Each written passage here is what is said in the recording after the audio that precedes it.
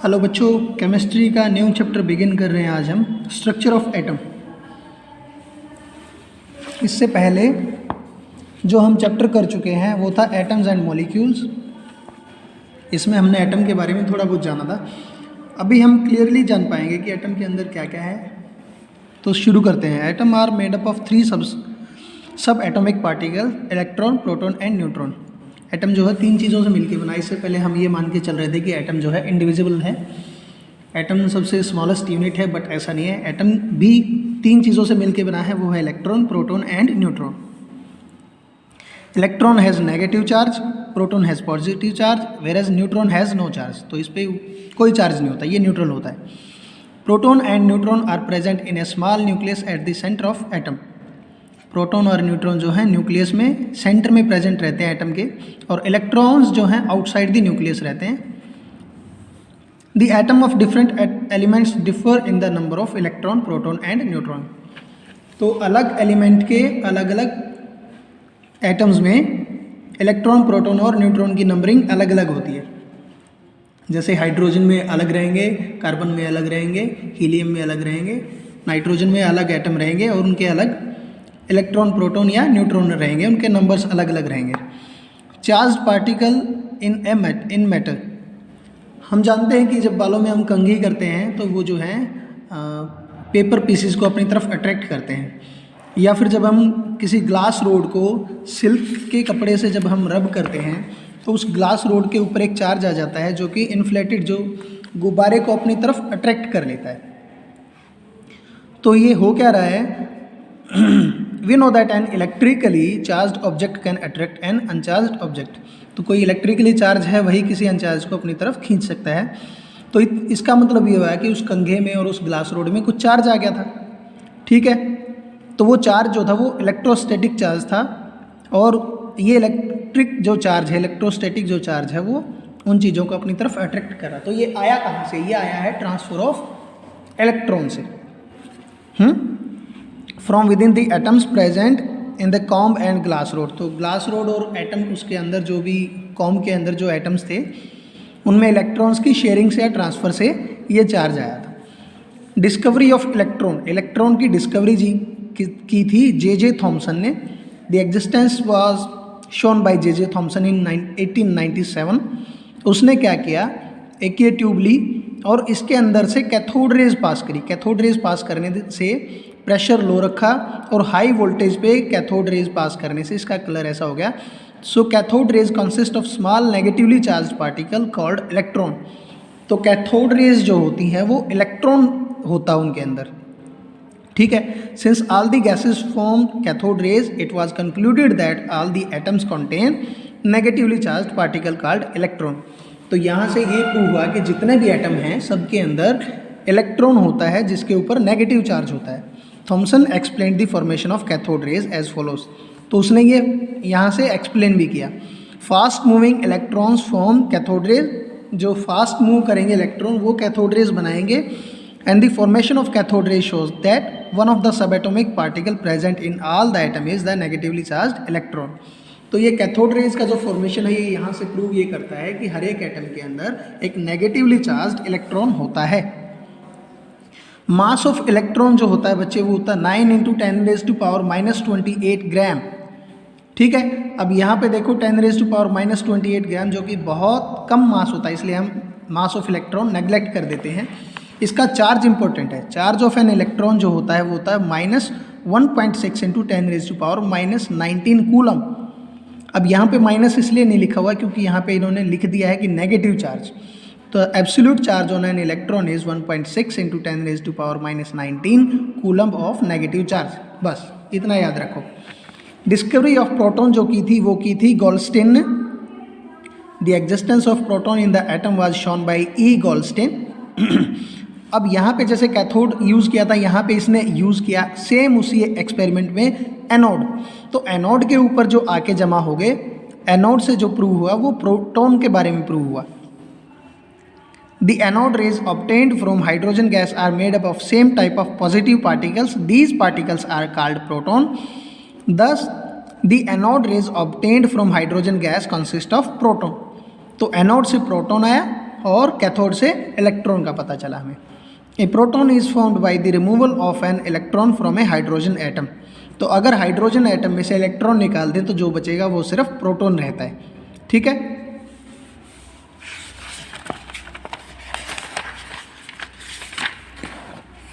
The proton is a positively charge particle found in the atom of all elements. तो सब elements के atom के centre में एक पॉजिटिवली चार्ज होता है जो कि प्रोटॉन से होता है। ठीक है, तो प्रोटॉन के ऊपर पॉजिटिव चार्ज होता है और इलेक्ट्रॉन के ऊपर नेगेटिव चार्ज होता है। अब मास ऑफ प्रोटॉन जो है वो होता है 1.6 इंटू 10⁻⁻24 ग्राम। तो इसे हम कंसीडर कर लेते हैं और इलेक्ट्रॉन के मास को कंसीडर नहीं करते क्योंकि वो था -28 ग्राम, वो और भी बहुत ज़्यादा छोटा मास था, लेकिन इसको हम कंसीडर करेंगे कि मास ऑफ प्रोटॉन है 1.6 इंटू 10⁻⁻24 ग्राम। चार्ज जो होता है इस पे पॉजिटिव ऑफ 1.6 इंटू 10⁻⁻19 कूलम होता उसके जितना ही चार्ज है, लेकिन इस पे पॉजिटिव चार्ज होता है, इलेक्ट्रॉन पे नेगेटिव चार्ज होता है। इसीलिए क्योंकि इलेक्ट्रॉन और प्रोटॉन की नंबरिंग जो है एक एटम में इक्वल होती है, जितने इलेक्ट्रॉन होते हैं उतने ही प्रोटॉन होते हैं, इसलिए एक एटम जो है इलेक्ट्रिकली न्यूट्रल होता है क्योंकि उन पे नेगेटिव चार्ज होता है और उनके इक्वल ही पॉजिटिव चार्ज होता है प्रोटॉन के ऊपर, तो एटम जो होता है इलेक्ट्रिकली न्यूट्रल होता है। डिस्कवरी ऑफ न्यूट्रॉन जो है वो की थी जेम्स चैडविक ने। जेम्स चैडविक ने, अब जैसे आप ये देखो कार्बन एलिमेंट का आप एग्जाम्पल ले लो कि कार्बन का जो मास होता है वो 12 यूनिट होता है और कार्बन के अंदर 6 प्रोटॉन होते हैं और 6 इलेक्ट्रॉन होते हैं। तो 6 प्रोटॉन से फिर जो मास आया वो 12 कैसे आया, तो उसके अंदर कुछ ना कुछ और भी था। 6 प्रोटॉन के साथ में 6 न्यूट्रॉन और थे, जिसकी डिस्कवरी जेम्स चैडविक ने 1932 में करी। इससे पहले न्यूट्रॉन का किसी को कुछ आइडिया नहीं था। ठीक है, तो 6 प्रोटॉन और 6 न्यूट्रॉन मिलके 12 unit of mass of carbon बनाते हैं, एटॉमिक मास, जो कि इसका मतलब ये है कि प्रोटॉन और न्यूट्रॉन मिलके एटम का मास डिसाइड करते हैं, इलेक्ट्रॉन को हम काउंट नहीं करते हैं। The neutron is a neutral particle found in the nucleus of an atom. तो न्यूट्रॉन जो है एक तो वो न्यूट्रल पार्टिकल है, उस पर कोई चार्ज नहीं होता और वो न्यूक्लियस के अंदर होता है एटम के। ठीक है, सिर्फ एक हाइड्रोजन एटम है ऐसा जिसके अंदर न्यूट्रॉन नहीं होता है, उसमें सिर्फ एक प्रोटॉन और एक इलेक्ट्रॉन रहता है, न्यूट्रॉन नहीं होता। बाकी सब में प्रोटॉन और न्यूट्रॉन प्रेजेंट होते हैं न्यूक्लियस के अंदर। कैरेक्टरिस्टिक है, मास ऑफ न्यूट्रॉन क्या होता है, सेम होता है प्रोटॉन के जितना ही 1.6 इंटू 10⁻⁻24 ग्राम, और चार्ज उसके ऊपर कुछ होता नहीं है। Neutron has no charge, electrically neutral होता है। ठीक है, अब स्ट्रक्चर ऑफ एटम में आते हैं। सबसे पहले थॉमसन ने मॉडल जो बनाया, थॉमसन ने कहा कि ये एक स्ट्रक्चर ऐसी है, an atom consist of A sphere और बॉल। एक स्फीयर या बॉल की तरह इसकी स्ट्रक्चर है, ये पॉजिटिव स्ट्रक्चर है और इसके अंदर इलेक्ट्रॉन्स जो हैं वो नेगेटिव फॉर्म में होते हैं, negative charge electrons embedded in it, और नेगेटिव इलेक्ट्रॉन्स इसके अंदर रहते हैं। पॉजिटिव एक बॉल है और उसके अंदर कहीं कहीं पे नेगेटिव इलेक्ट्रॉन प्रेजेंट रहते हैं। The positive and negative charge in an atom are equal in magnitude due to which atom is electrically neutral. तो ये कह रहा है कि इतना ही पॉजिटिव है इतना ही नेगेटिव, इसलिए ये इलेक्ट्रिकली न्यूट्रल है। ठीक है, ये तो बिल्कुल बेसिक सा था। इसके बाद रदरफोर्ड ने एक अपना मॉडल दिया, वो देखेंगे वो क्या है। उसको जानने से पहले हम ये जान लें कि अल्फा पार्टिकल क्या होते हैं। Alpha particle is a positively charge particle having 2 unit of positive charge and 4 unit of mass. तो अल्फा पार्टिकल बेसिकली होते तो हैं हीलियम। ठीक है, He2+, इसके अंदर डबल यूनिट होती है पॉजिटिव चार्ज की और 4 यूनिट होती है मास की। ठीक है, मतलब इसमें 2 तो होते हैं प्रोटॉन, 2 होते हैं न्यूट्रॉन, तो 4 यूनिट तो मास होगी, 2 + 2 4। ठीक है, और 2 प्रोटॉन की वजह से जो है 2 यूनिट पॉजिटिव चार्ज है। तो हीलियम की बात होती है जब भी हम अल्फा पार्टिकल की बात करते हैं। The fast moving alpha particle have a considerable amount of energy. जब वो बहुत स्पीड से चलते हैं तो उनमें एक कंसीडरेबल एनर्जी होती है। They can penetrate through matter to some extent, तो वो किसी चीज़ को चीरते हुए भी जा सकते हैं। रदरफोर्ड ने ऐसे ही एक्सपेरिमेंट किया। एक उसने गोल्ड फॉइल ली, बिल्कुल पतली गोल्ड फॉइल ली, उसके ऊपर उसने ये अल्फा पार्टिकल्स या हीलियम को स्ट्राइक किया, तो कुछ तो बिल्कुल स्ट्रेट चले गए, मतलब किसी चीज़ से नहीं टकराए, आर पार निकल गए। कुछ हल्के से डिफ्लेक्ट हुए, कुछ एक में ज़्यादा डिफ्लेक्शन हुआ, कुछ जो एटम्स थे वो बिल्कुल रिफ्लेक्ट होके वापस आ गए। ठीक है, तो यहाँ से उसने जो अपनी थ्योरी दी, उसने कहा कि इसके बीच में, एटम के बीच में एक ऐसा डेंस पार्टिकल है जिसे हम न्यूक्लियस कहते हैं, वो पॉजिटिव है और क्योंकि ये भी पॉजिटिव चार्ज आ रहा है तो ये इसको डिफ्लेक्ट कर दे रहा है। और जब बिल्कुल सेंटर में लग रहा है और टोटल रिफ्लेक्शन होके वापस आ रहा है तो इसका मतलब ये है कि बिल्कुल डेंस और हार्ड है, ठीक है। और ज़्यादातर जो इसका स्पेस है वो फ्री स्पेस होता है और इसके आउटर स्पेस में कहीं कहीं पे इलेक्ट्रॉन्स होते हैं, ठीक है। The observation that some of the alpha particles are deflected through small and large angle show that there is a center of positive charge।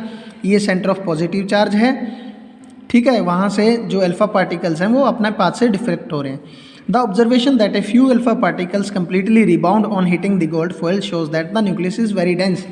और कुछ बिल्कुल वापस उल्टे जा रहे हैं, इसका मतलब ये है कि डेंस भी है, ये पॉजिटिव तो है ही है, ये डेंस पार्टिकल है और इसका बहुत छोटा साइज़ है as compare to the atom size, ठीक है। तो इसके बेस पे ये तीन जो यहाँ पे इंफॉर्मेशन इंपॉर्टेंट वो ये है, nucleus is an atom and it is positively charge, it has positive charge, nucleus of an atom is very dense and hard and nucleus of an atom is very small as compare to the size of atom. तो nucleus का जो size है वो atom के comparison में बहुत छोटा होता है। जैसे कि आप ये मान लो इस स्टेडियम के बीच में कोई मटर का दाना हो, इतना छोटा साइज़ रहता है as compare to the atom. तो आज के लिए बच्चों इतना ही, बाकी नेक्स्ट वीडियो में करेंगे। पढ़ाई करते रहें, बाय बाय।